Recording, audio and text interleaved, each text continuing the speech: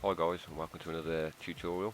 After my previous one, a lot of you guys wanted to know how I came to my bass settings for my tunes, so I thought I'd try and do a step-by-step guide and explain to you how different aspects of the tuning work.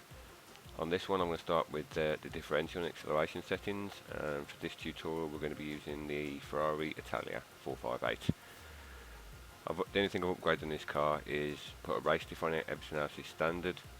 And we're going to be using Mazda Laguna Seca and Maple Valley as a test track for this to hopefully explain how the acceleration settings on the rear diff work.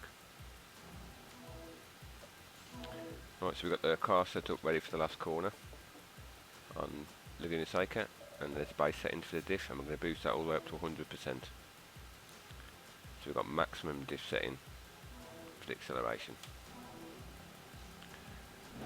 Put the telemetry up for you so you can see what's going on.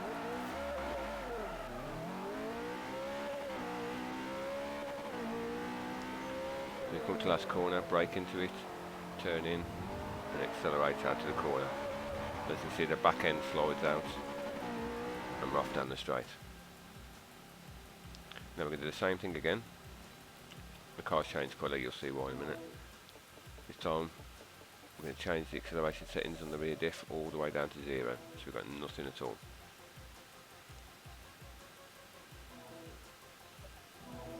Now we're going to run exactly the same corner on exactly the same track. We're going to accelerate down to the last corner, braking, turning in, foot on the throttle, and you can actually see the back end doesn't step out. So if you have a look at the car side by side and compare them to each other, you can see what differences changing the diff setting makes onto the way the car handles. So if you have a closer look at the telemetry for the first car with 100% diff setting, as we slow it down, we can see that the two rear wheels are both spinning at more or less exactly the same speed. This is what's pushing the back end of the car around and causing oversteer.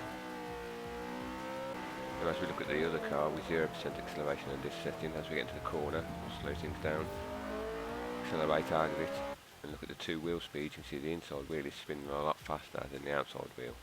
This is not forcing the car back end to step out and keeping everything in line. So you might well ask yourself, if that's the case and putting a diff setting at 0% reduces oversteer coming out of the corner, then why don't we just put the diff setting at 0% all the time? Well, sometimes we actually need to have the diff setting higher up, as this will help us get round certain corners on certain tracks. An ideal example is the first turn on Maple Valley. So I'm going to show you some footage in a minute on how the two different diff settings affect how we get round the corner.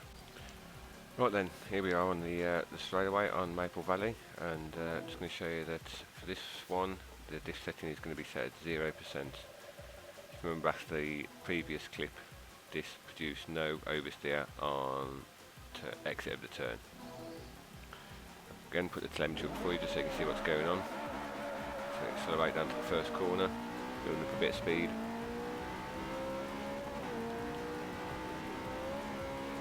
And as we turn in, so we're back on the power, but this time because the back end's not forcing round, we're actually getting understeer as we're going around the long sweeping bend.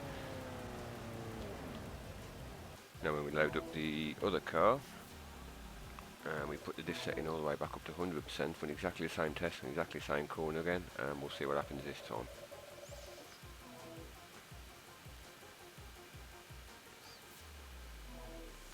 Again, put the telemetry up so you can see what's going on. Put the right one on. Accelerating away down the straight, and build a bit of speed again.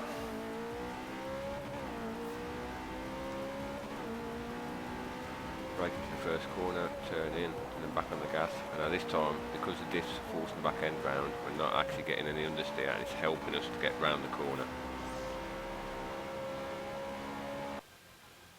So hopefully you've been able to see, guys, on two different types of corners, on two different types of tracks, the diff settings have completely different outcomes to how the car handles.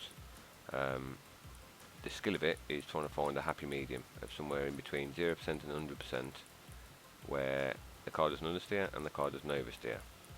What I usually do as a tip is to set it around 70%, take it for a spin, see how the back end handles. If it steps out, I usually reduce it by 10%. keep going through that process until I've got no oversteer on exit, and it doesn't cause me to have understeer either. Right guys, I hope you've enjoyed this video. I hope you find it helpful. Appreciate if you leave me any comments or likes or subscriptions of anything else you want to see. Next time I'm going to try and go into the deceleration settings and complete the diff, and also look at four-wheel drive and front-wheel drive for you as well. So I hope you enjoyed this guys, and I'll catch you all later.